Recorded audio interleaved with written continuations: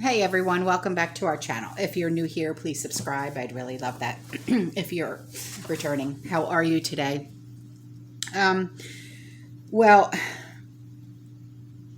this is just another blow to minors, okay? And when I mean minors, I mean not children, like, minors, like what our great grandparents used to do when they mined, okay?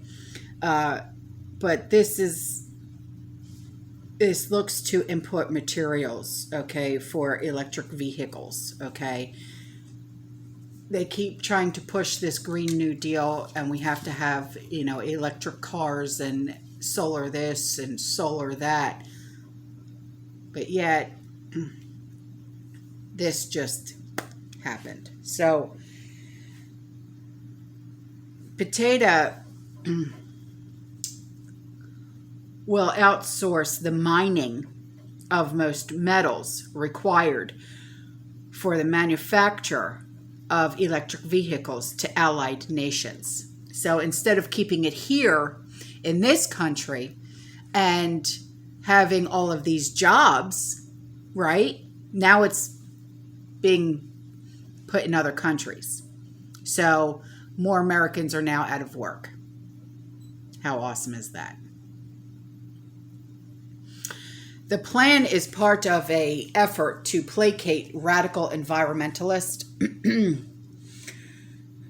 whom it is believed would interfere with U.S. mining efforts, the report said.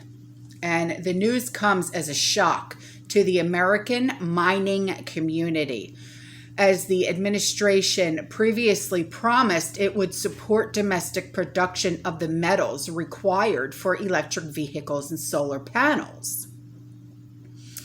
And I believe a couple of months ago, I had done a video talking about solar panels and how they say, oh, the solar panels are made in the US, but yet a lot of like the little bits and pieces are actually made in China. So here we go again with nothing is actually made in the US. But I'll go on. Given that the materials in question are critical to the production of electric cars and solar panels and even fighter jets, one could be forgiven for wondering if Potato has finally lost his marbles. Oh, Jesus. And indeed, the move directly contradicts an executive order in September by then 45 that required the creation of a domestic supply chain of rare earth metals for the purposes of maintaining national security. It also closely follows a devastating employment report that revealed the Potato administration added only 26% of its anticipated number of jobs in April. And it comes amid fears that Potato's immense tax increases will further kill jobs. Well, he just killed more jobs by sending our mining jobs to other countries. First, it was the pipeline, if you recall. And now this. Given those facts, Potato's push to have America merely build items from rare metals that it purchases and imports from abroad appears no more than the latest example of the administration's dedication to fostering global codependence at the expense of American workers. This sad state of affairs is not all that surprising, unfortunately. After all, this is the president who told struggling coal miners that they should just learn how to program.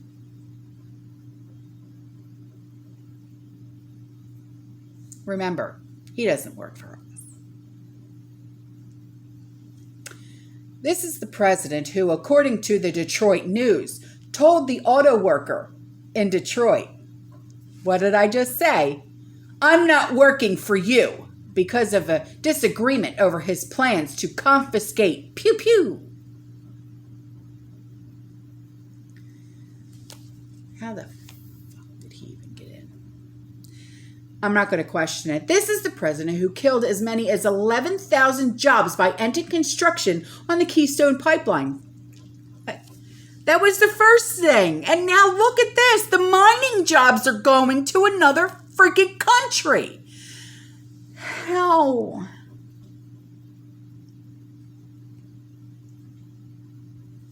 And then refused to issue sanctions over Russia's detrimental Nord Stream 2 pipeline.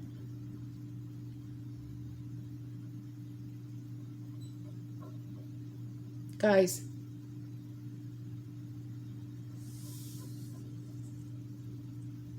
come on. The country as we once knew it is gone. Yeah, it's gone. All right. I mean,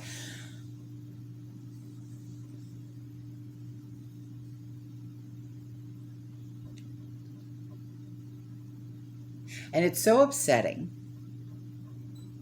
It's so upsetting because I, like so many of you, I mean, I know, I have a bunch of different people from all different age ranges, okay, as subscribers, which me, I appreciate every single one of you, right?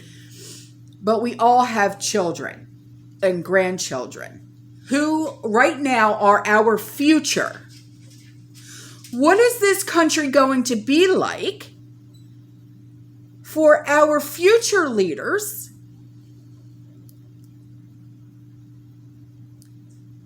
and for us growing older?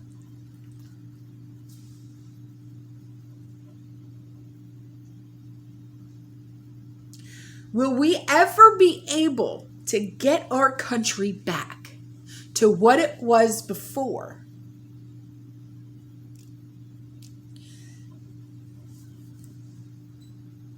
At every turn, Potato has worked tirelessly to lift up foreign nations at the expense of working Americans. Our military is being brought down. The American workers are being brought down to their damn knees. We're making decisions on if we should pay our electric bill or feed ourselves. Our homeless population is growing because you can't afford rent.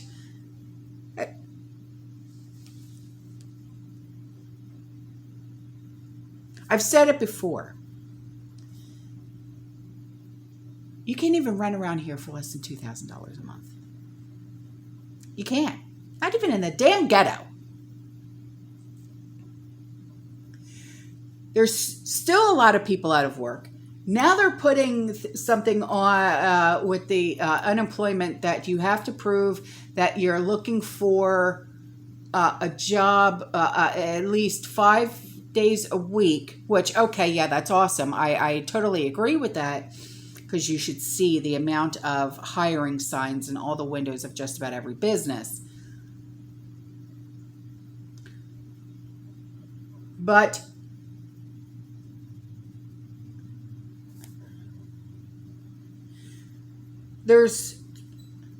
it goes so much deeper than that. Because when you have someone like this, who's literally just pulling the rug out from underneath of us, especially with jobs like this, that literally put the food on the damn table, gone.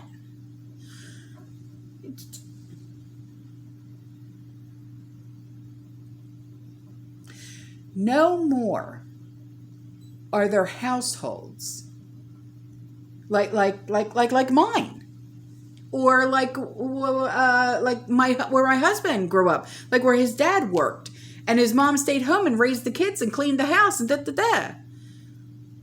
Even in my house when I grew up, okay, like when my mom and my dad met, okay. My dad, he was the chief of the fire department. My mom, she was a cop.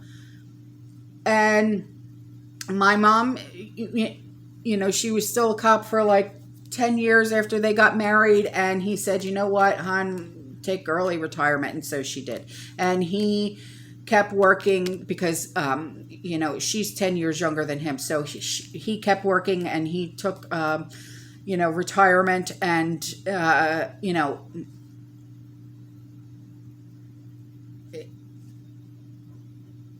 no more is it the households where just the dad can work and the mom stays home and raise the kids and takes care of the house. No more of that.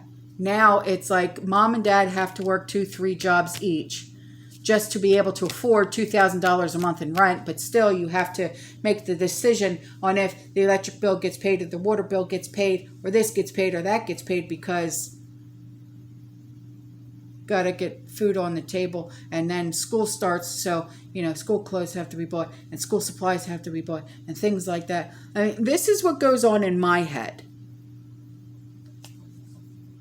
And like my mother-in-law and I were having this conversation. I know I'm getting off course, but I feel that this is important. You know, like my mother-in-law and I were having this conversation the other night, and we both agreed that we are so thankful that we don't have to raise kids in today's society and within this administration. I don't believe that I would be able to handle it.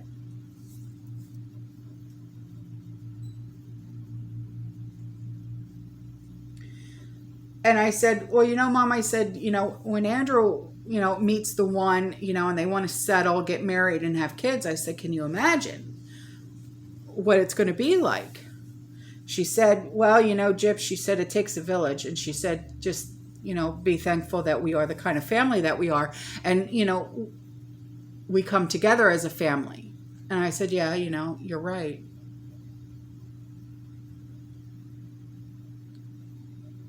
Because like when we had Andrew, you know, and like when my sister-in-law had her kids, and when my brother-in-law had his kids and stuff like that, we never had to worry about putting daycare and da-da-da, you know. We watched each other's kids. That's how we were. And oh my God. This is not. Anyway, I'm going to go on. I mean, I'm sorry, but, you know, family is everything. And especially now when you can't afford to even put your kids in daycare, because I know a lot of people right now that have to work just to put their kids in daycare, because daycare costs so much money. It's insane. Because either they're a single parent, and they don't have family, or their parents are still working, so they don't have anyone to watch their child.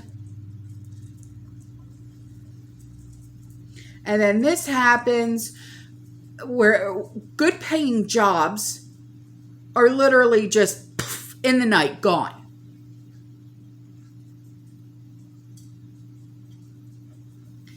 Gone. And for what? Gotta outsource to other nations. Gotta outsource. Why? Because you don't want to pay the American people what they friggin' deserve? Is that your mindset, you jackass?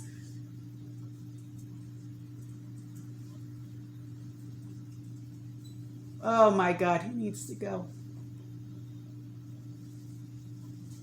I'm sorry, I didn't mean to get so emotional and yell, but damn it.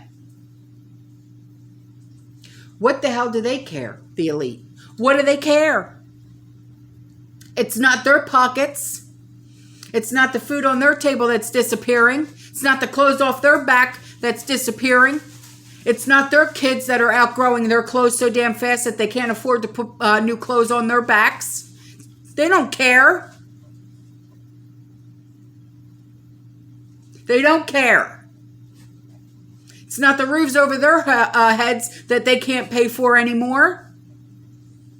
It's not their electric getting shut off or their water getting shut off.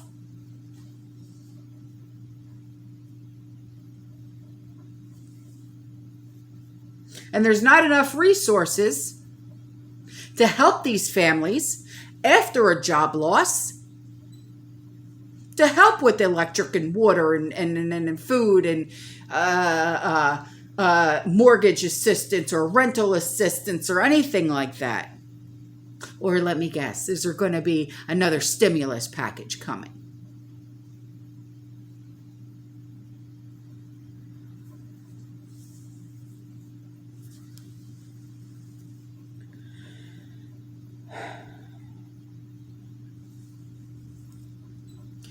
I wish I had all the money in the world. No child, no veteran, no person would ever go hungry again. No one would be homeless.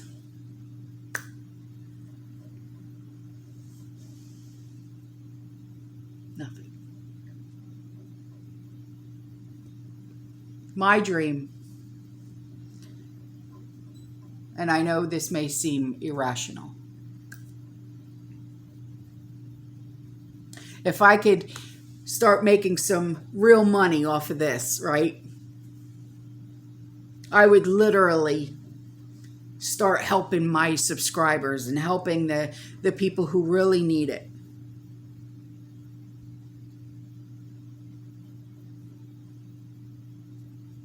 You want to go solar? You want to go off grid? Here, let me cut you a check.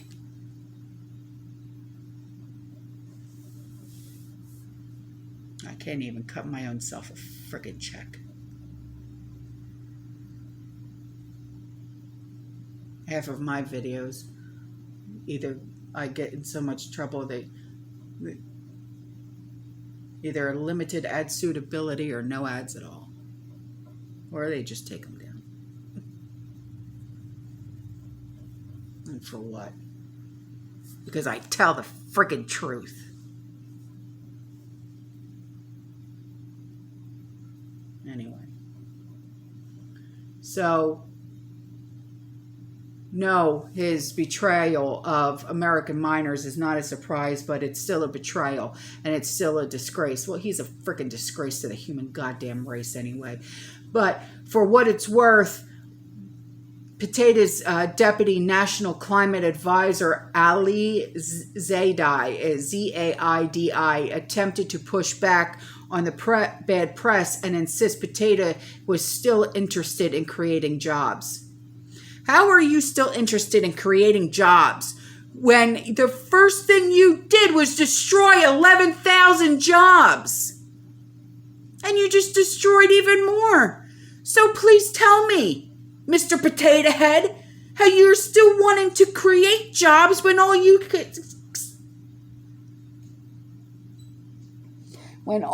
do is destroy them. So please tell me, how are you creating? What you gonna do? Open up more Dollar Generals? Because that's all that seems to be building up around here.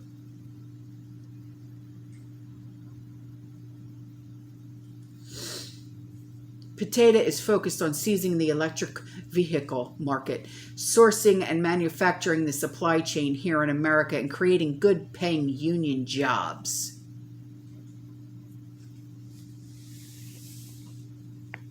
Right.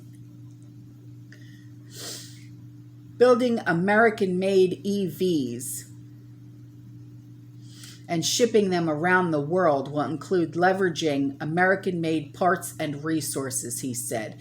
This includes responsibly pursuing, developing, and mining critical minerals and materials used for EV batteries. Mine it here in the U.S. Stop doing this crap in other countries. The jobs are needed here in the U.S., not anywhere else. Stop worrying about foreign people. They don't care about us, so why should we care about them? Now, whether Zaidi's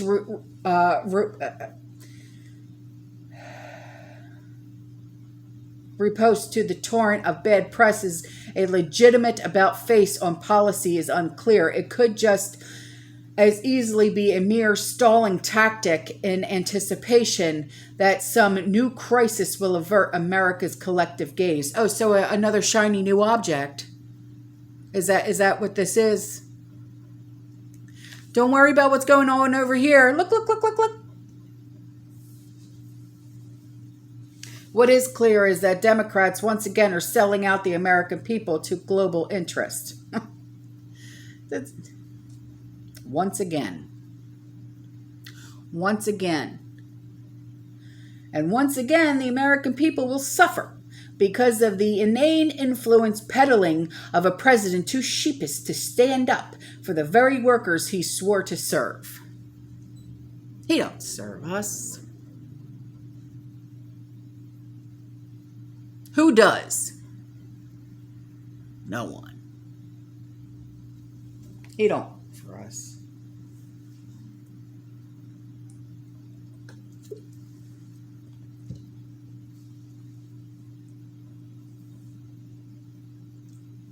We have to stick together. That's it. All we have is each other, right? We have to come together. We are the prepper community. We may not be a very big community, but maybe we should grow our numbers. For the people who looked at us and laughed in the very beginning, now they're coming to us and saying, I want to learn. I want to learn. I want to learn. Who's laughing now?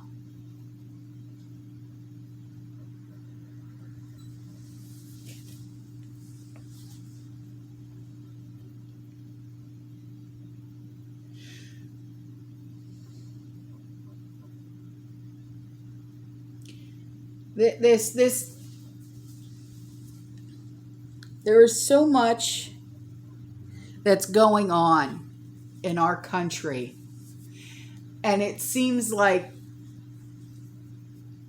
a lot of it's unknown, right? And at least to me it is, because like I've said, I don't watch the news, and I know a lot of you don't watch the news. Why? It's too stressful, right? A lot of you guys get it from different places, okay? Like, I don't even know where she got this article from, but it was a copy and paste. Reuters, Reuters. That's what it looks like it came from. And it's just, I'm just blown away. This is sickening, because that's what she put in the subject title. This is sickening. And yeah, you think?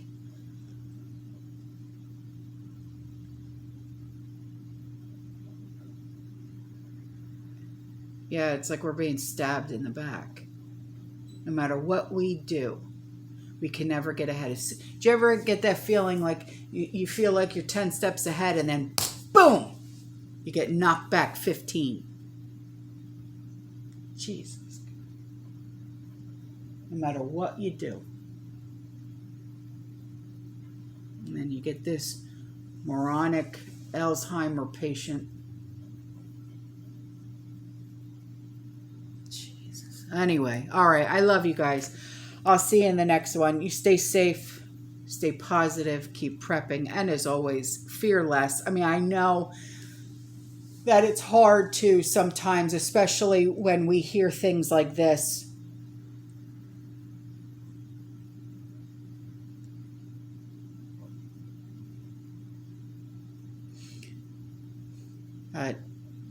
You just got to, laugh a little sometimes. All right, bye.